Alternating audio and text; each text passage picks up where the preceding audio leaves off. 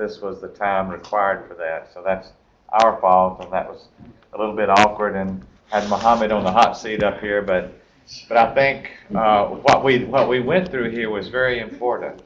And now that you've seen this, and everyone agreed to this new February, end of February timetable, we need for you to revise your PowerPoints that you had here and send back to us with revisions of the timetable on that, just so that we'll have it clear when we want to refer back to it when you're doing your work.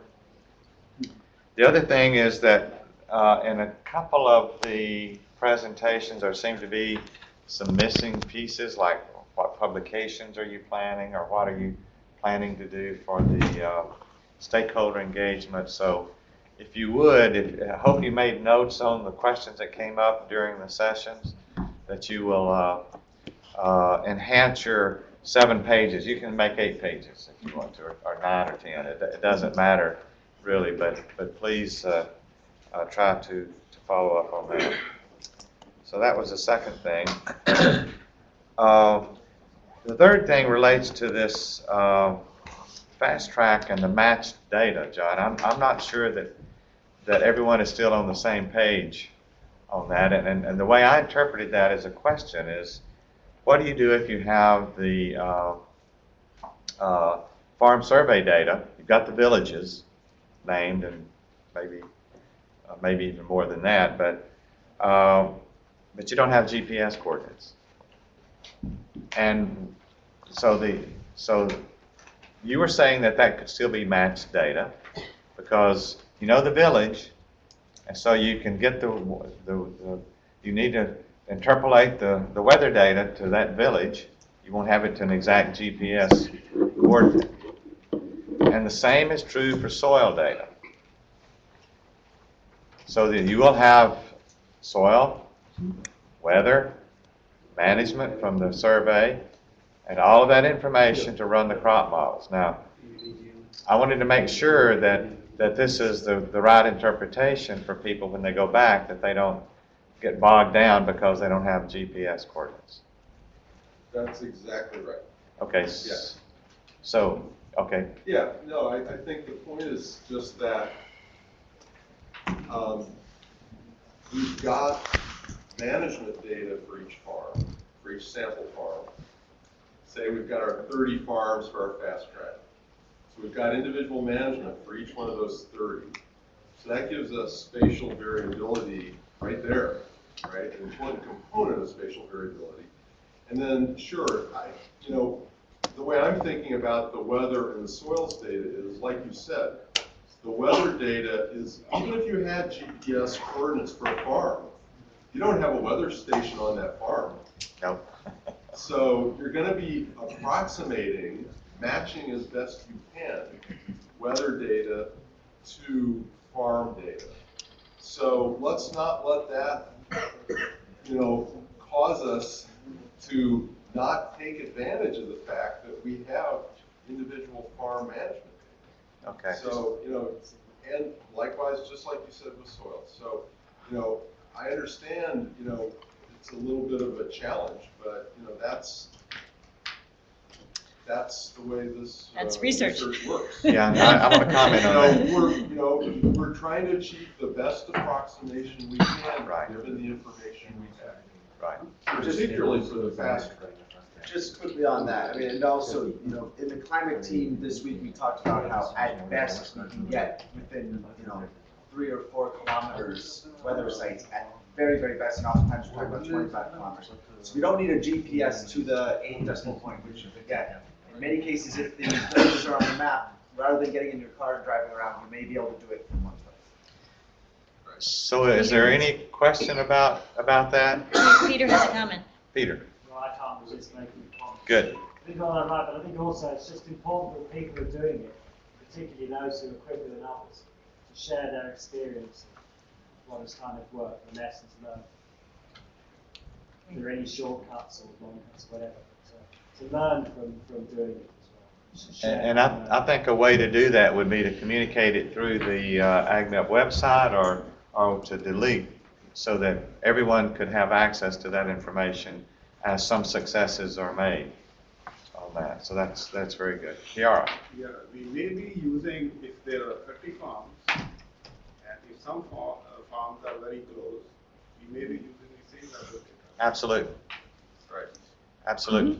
And you may be using the same soil for several of them. It doesn't have to be an individual soil for every sample. Management will vary. Management should vary, because that's in the individual samples. And I wanted to emphasize this because, you know, those of us who are crop modelers, we're used to Ken Booty data. It's ideal. We have candidate. If you've seen, if any of you have ever seen Ken Booty data, it's phenomenal. It's weekly samples with making sure that there's no bias in the data. It's very good.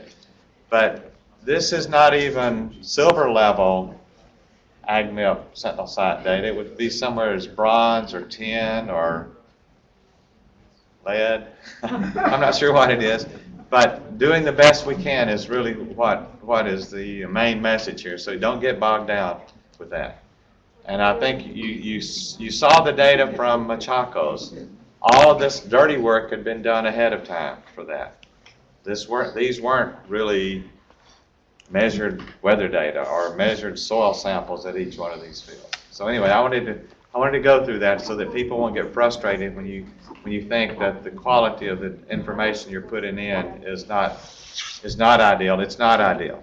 You want to do the best you can for this.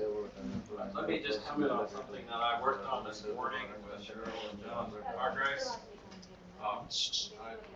Those of you asking for what you call the cheat sheet on how to do this conversion from starting with survey data through to the conversion to the crop model files ready to run. We're going to distribute that somehow with email connections after this meeting. And there will be some things about general procedures for how to do those overlays. There have been wrinkles for things that are not missing or that are missing in the survey data. How you arrive at it. May not have to be done exactly that detail in the 30 set for the fast track, but it's how you should approach this overlay for the missing information that's dealing with initialization of soil water, soil nitrogen, organic carbon, and rooting and residue and those things. Okay, there's a lot of things that we talked about that we didn't give you hardcore handout. Yeah, and Murthy, go ahead. For the fast track, we will going to simulate for the last historical 30 years of data. Yes. So You simulate for the farms first to make sure you have everything, you know what the biases are, and But the same management for the whole 30 years. but then you'd use the same management for the And whole then 30 we years. need What's going to be different? no, we need to take the average of 30 years and then correct the bias again. That's what. No, I think not, because John, in the procedures you use in the trade-off analysis, you take the raw crop model outputs Right. and you create the ratio between the two. Right, right. The crop modelers don't need to deal with that as far as we're concerned. The economists just want the simulation output. We will deal with that ourselves. But if you do for 30 years, the line that input 30 years before was almost 50% of what farmer is using at the moment. No, 30 years. How you will do that one? Sorry, I don't Like, remove it understand. Like fertilizer in 1980s, if farmer was applying 100 kg nitrogen, he's applying now almost 20 kg. No, Right, Yeah. but this is, we're you simulating can't, management as. yeah, it's just Sorry. looking, it's just Let's management put it that way. practices. trying to understand the effect of climate variability on the production, not the historical technology trends. So Yeah, this in other is words, just, not a trend in. No. management. But this. Maybe 10 years later. so, Daniel? Yeah, in the crop model exercises yesterday, people were using the overlay and people were playing with the parameters in the overlay in order to reduce the bias correction factor for one. I think you probably don't want to do that. You want to make sure you want to get the best possible estimates Don't use for DOMAS this actually unknown in management mistakes. and then use that. Yeah, You can't avoid using the dome because there's all that information, the model would fail. So someone has to create the dome for the overlay. And what I would say, what I'm going to send you is what you should talk to your agronomist, soil scientist to give the best estimate of the soil, initial conditions, nitrate, all that stuff, before you start trying to optimize to the distribution, okay? Get it Yeah. first. Okay, so that's, you're saying opposite things. No, we're saying the same thing. Get the best estimate of that information before you look at the model simulations. Isn't that what we're saying? yeah, but what Daniel's saying is don't try to optimize it based on the results. I didn't Just, say that. okay, Oh. okay. So, I didn't say change the dome, but you have to use a dome. And the dome has to be created before you do model simulations. It will not run without that. This is important to go back to talk about Yeah, local right. management things that are not in the survey, and local things about the soil. Most of them are really soil specific. yeah, let me just, yeah, we think that the calibration is really not appropriate in that sense. Get the agronomist stuff, because if you try to calibrate one of the models, AppSim versus DSAT, I mean, it's a mess. Just do it the best you can, report the results, and let's see what we can all learn from it. One of the things that Carolyn reminded me of is that we're going to have several communications back from the AgMIP leadership team to the region, and we want to have the LEAP be a central point so that you're not just getting bombarded with 10 different pieces of email with things in there. So Delete, that's going to be really important for us to assemble things together.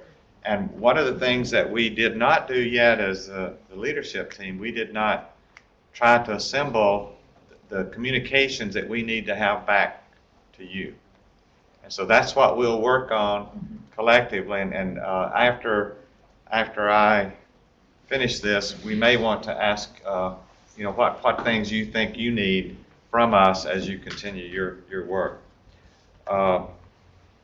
Communications is really important. I've sensed that there's a lot of excitement here from the last few days as we've gone through this, people learning new things. There are many opportunities to contribute in different ways in the IT and not only on the fast track, but there's a lot of things AgMIP is doing that some of you may want to contribute to, and you've seen some of these things already. And finally, I just want to say I've enjoyed really interacting with all of you while we've been together here. And as I said on the first day, that this is not your normal type of project. And I asked you if you knew why. Do you know why now? It's not a normal project. It's really a different project, and I've sensed that you're excited about it. We're really excited also to have the opportunity to work with all of you, and we look forward to continuing that. So anyway, I'm turn it over to Cynthia. Well, that's great, Jim. Okay, first of all, the homework. I just got the note from Carolyn. We do need your updated PowerPoints that you just presented with the updated timelines, so that we're all clear, we're all on the same page. After it was a great discussion, and we made the decisions together on the final timeline, which the fast track, that's what I'm talking about, is February 28th, correct? And then each team make your interim deadlines so that everyone on your team is clear and we're clear as well. I really just also wanted to say, my response to the presentations is that each team made such great progress through the week, both in the substance and the content of the research. And the end of the day, that's absolutely the most important thing. But at the same time, because this is an integrated interdisciplinary project, there was tremendous progress in the integration of the teams across the different disciplines and groups within the team. So that was really, really great to see. And I really just have one more thing to say about the projects themselves, and it's really also coming from advice from Peter, who's a wonderful special guru and godfather to AgMIP projects, to AgMIP in general, and to these projects in particular. And that is that he urges us to focus. We have 15 months for this phase of our project. We must focus on delivering the relatively few things that we're going to be able to do well, so that we are going to be able to get the peer-reviewed publications and the special issue. We are going to have the chapter in the book. We are going to present to the AgMIP Symposium at the American Society of Agronomy. Our time is short for this first phase. We hope very much, we're going to be working on hoping to be able to extend at least somewhat after, but as you all understand funding agencies, we can't promise that. We are going to try for it. And that's why we need to focus on all the tasks that we put forward in front of ourselves altogether. But I certainly think, and I know Jim, agrees, that with the tremendous team that we have in all of the different ways, through the project teams, the regional teams, through Dilip and his coordination team, through the AgMIP resource people working on each team, the AgMIP leaders, we together, I think, are going to be delivering significantly improved, new, right? We're lucky because we're researchers and we get to create new knowledge. And we're going to be creating a significant advance in knowledge about the regional effects of climate change and ultimately leading to improved adaptation solutions. So those were my comments just on the regional projects. We have a couple of wrap-up slides. Should we quickly go through them? And then we do want to do I see you've made because we do want to get to the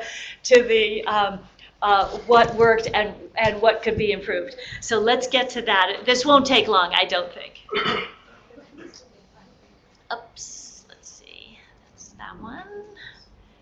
Which one is? Restart later. Restart later. Yes, restart later. I have Here. a final presentation on the left side of the orange firebox. There. This one? No. How about this one? No. No. Why isn't it? Maybe it was off my stick. Is that possible? It didn't get loaded? Yeah. Sorry. Okay, let me get my stick. This will only take a second.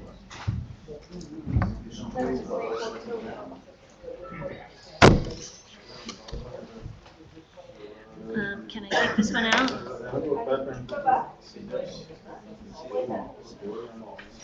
Okay, we'll just take a break for a few seconds. Do you want tech support? What? Yes, I want to take it out. Hey, Which one's yours? Steve, maybe it's here. No, that was the agenda you just opened. This one, there it is. Oh, that's back to the start? No, here it is. That was the goals. Okay, here we go. Well, yay, it's on here. We found it. Okay, here we go. We're starting our final session of the entire week. Wrap up and next steps. Here we go.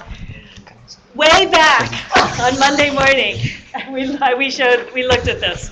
These were the goals of the workshop. So we want to very quickly, let's go back to these goals and see how we did. Okay? So the first one was build cohesiveness within and among regional AgMIP teams to achieve success across each region.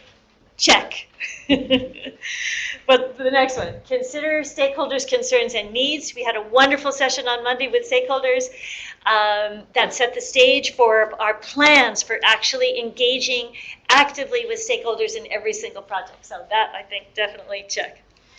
Did we review and refine protocols for AgMIP regional integrated climate change assessments up to the very last minute? Yes. Just even based on the great discussions that we just had in this last session. Did we conduct training on AgMIP integrated assessment methods and tools? Check. Did we develop specific plans for carrying out AgMIP integrated assessments during the projects? Yes.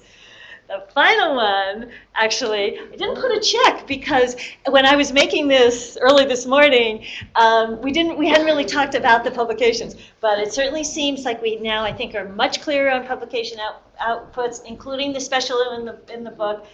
The developing the timetable, I think we still need to do that. So delete, if he's here, this, how are we going to, can we have some interim steps along the way for reporting? I think that will help a lot, but I don't think that's clarified yet. So that's the one thing maybe we didn't quite get to, but we will, and I think we have a good start for that. So with that, we can go to this. We like to do this, and I'm sure you do this at a lot at your workshops that you plan to and carry out. So just good to, we really want to hear from you. What worked for you all, what can be improved? How can we do better? When we go to, because AgMIP has regions all around the world, and in fact at lunchtime with Roberto, we were planning that actually it's the next AgMIP workshop in Latin America. We are also beginning to develop to have an AgMIP, another AgMIP workshop soon, starting the relationship in East Asia, with China, Japan, and Korea. So what you suggest, we will listen to very closely and can work to continue to improve. So the floor is open. I'll get it started. I appreciated and I thought it worked. The team that sent me latitudes and longitudes, and we were able to do some work ahead of time. So I guess the homework that was completed really helped. Let's just call it homework. The pre-workshop activities I thought really helped as well. Actually, I have a question for the participants. We didn't really, in the very beginning, tell very much about AgMIP. I gave a really short overview. Would you have liked more on this is what AgMIP really is about? The global program of it, the different activities. Remember, we caught up with that on like day 3. Would it have been helpful to have a little bit more, we hate, like we all hate, I think, a lot of workshops where we're sitting around, too many presentations in plenary. So that's why we're minimizing that. But then, did we get the balance right? Would it have been helpful to know a little bit more about AgMIP? Yes? What? Sorry. It's optimum, everybody could understand what is expected from the presentation. Oh, okay. All right, so it was okay. We would be very happy to know the new wording, what we're using, the wraps and all these things. We are very new to that. We need some introduction, all this. Oh, that's great. A glossary. Let's do, AgMIP speak, right? Right, that would be great, yeah. A worksheet. Yeah. New messed up. Right, no, AgMIP language. I guess just following on from the question. So one is about learning about AgMIP, what the program is. Another is specific. Sometimes in other workshops, we would have Alex give a climate talk in the beginning and Ken give a crop talk. You didn't have that. That was covered in the round robins. But it was okay. Was it okay, the way it was? All right. In a way, it's a fun way to do it. So again, we're not sitting around in plenary having talk after talk. Yes. I was hoping something that more coherence between AgMIP, DSET and other models that can be also inbuilt part of the AgMIP. It's not only in comparison of these, but more coherence between the models. So, Meaning, could you explain that a little more? means how the function of these models can be more together in a way. It's not the GOM volume. GOM is really very hard to do. How the inbuilt functions can be same, like these are the genotypes, the way Epstein has a different way, the way DSET has a different way. So how that can be brought into more in a single format. So more like nuts and bolts of the actual comparison of the of the functions of the models or sort of the functioning of the model? I think Ken. talking Chinese about model how to more bring it all useful. together, and that's going to be several years type objective to have the models read the same files, convert to the same genetics, isn't that what you mean? Yeah. Communicate? Yeah. That is where we're going, but we can't come with a little handout to you to say this is how they communicate between all of them, because that's what the translators are No, doing. I know that one, but that part that we are just coming to a platform, that also the message is lacking here in that case. You mean like a roadmap on where we're going? Is that the kind of thing you're thinking? Yeah. And more like on the IT tools? So more model user friendly. More So user he requires Making that- things more user-friendly, yeah, I'm sorry. Making things more consistent between the models, so that's easy. You're there. Easy. But anyway, yeah, that, I agree. Uh-huh. I see. So some of that is, I think, a suggestion for the IT tools to be developed? Yeah, okay, that's good, and, you know, we're working on that. I also, maybe I didn't hear, but I think some more about the way the IT tools work. You know, right now it's kind of a there's some black box side, so maybe we can think about a white paper of what's behind the IT tools. Would that be helpful? Yeah, I think, yeah, Jim, what I think this is this, you know, the DSAT has a whole integrated shell. You go here, there, and it all saves and puts it where you need it. They're looking at individualistic little translators for this piece, and I don't think they see where this comes together yet. Is that what you mean? Communication? Yeah, you understood what I said, that IT tools need to be more in a integrated format so that we can understand these IT tools. Yeah, that's going to take some time. but it's, yeah, but that's good, a good suggestion. We need some IT experts. And writers. Back at you. Seriously? Jump in. Great, yes. Okay, heads up, quiet. I think Cynthia, one more thing. Wait, with someone, and then you're next. Yes, please, maybe stand up so we can hear. I mean, someone has said that every material must be on the website. I want to share some few things regarding crop modeling. We learned about these steps, some each and everything regarding the exercise we did on the second or third day. So regarding economics, the apps are there. Regarding the climate change scenarios, different how to make scenarios, how can we fill the gaps between the existing data. So I mean, just like that, such type of views are there or are there. So anybody that who cannot join the meeting, the workshop, he or she can access from that website. Each and everything, I mean, guidelines Yeah. regarding each person must be open. Yeah.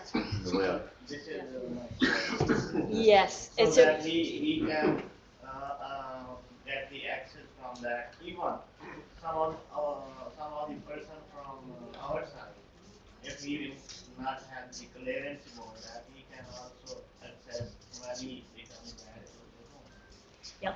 And I'm looking at Dilip as you were saying, because that's exactly the kind of thing that Dilip, we're hoping we can work with him and his team to actually really, make that happen. Having those modules from each one, climate, crop, and economic, really then up on the web so it can, eventually. Again, it will take time, but definitely that is the goal. Good. Yes. So I think we also have some difficulty because we are supposed to pass on the management data to the crop modelers. I think if we are given some information, some overview about what are the inputs, how do the crop models run. We don't have much idea about it. What are the inputs required for the crop models? So that I think that Ahead of time? Yeah, some basic information about the inputs required for running a crop